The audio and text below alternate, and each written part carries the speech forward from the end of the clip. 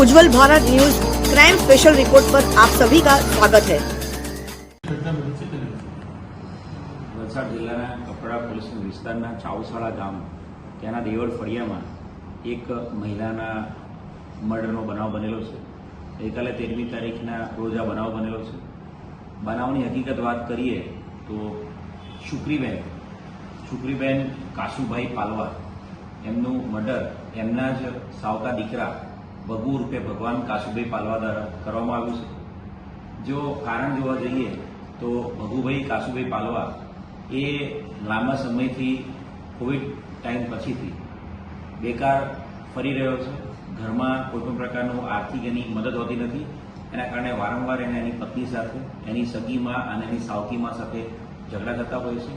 અને ગઈકાલે એની પત્ની સાથે વારંવાર ઝઘડો થઈ રહ્યો હતો અને એ ઝઘડો ના કરે એના માટે એને ગુસ્સો શાંત કરવા માટે, એને સમજાવવા માટે એની માતા અને એની સાવકી માતા શુક્રીબેન સમજાવી રહ્યા હતા અને ગુસ્સે થઈને એ ત્યાં એના જે કાકાનું ઘર છે ચિંટુભાઈ, એમના ઘર પાસે ગયો હતો અને એની પાછળ સમજાવવા માટે આ સાવકીમાં શુક્રીબેન જતા હતા ત્યારે ચિંટુભાઈના ઘરના બહાર જે દાંતરડું પડેલું હતું એ દાંતરડું લઈને એને ગળાના ભાગે મારીને એમનું મોત નિપજાવેલું છે।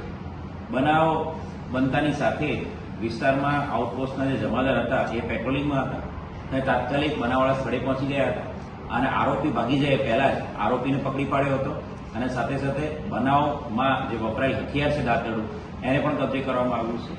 કપડા પોલીસ સ્ટેશન દ્વારા આ બનાવ અનુસંધાને ગંભીરતાને ધ્યાને રાખીને મર્ડરનો ગુનો દાખલ કરવામાં આવ્યો છે અને મર્ડરના ગુનામાં આરોપીની વિધિવત આજે ધરપકડ કરવામાં આવી છે અને બનાવની અંદર તમામ જે પુરાવાઓ છે, બનાવમાં વપરાયેલ હથિયાર અને અન્ય તમામ સાયન્ટિફિક પુરાવા, તમામ પુરાવા એકઠા કરીને સમય મર્યાદામાં એનું ચાર્જશીટ કરવામાં આવશે। મોટિવ શું છે? હાલ જે જાણવા મળ્યું છે એ પ્રમાણે ભગુ લાંબા સમયથી 3-4 વર્ષથી બેકાર રખડી રહ્યો છે।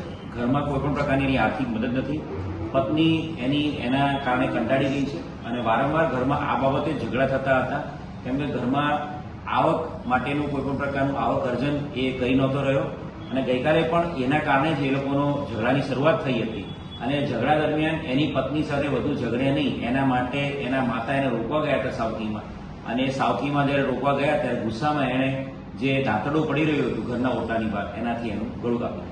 સર, આરોપી આગળ બી આવા કોઈ કેસમાં સંકળાયો હતો ખરો? હાલના તબક્કે આરોપીની પૂછપરછ કરતા અને જે ઈ-બુસ્કોપને ચેક કરતા એવો કોઈ ગુનાહિત ઇતિહાસ મળતો નથી, પરંતુ એના 2 નામ છે ભગુ અને ભગવાન, એટલે એ બાબતે વધારે તપાસ કરીને કોઈ ગુનાહિત ઇતિહાસ હોય તો ચેક કરવાની કાર્યવાહી ચાલુ છે।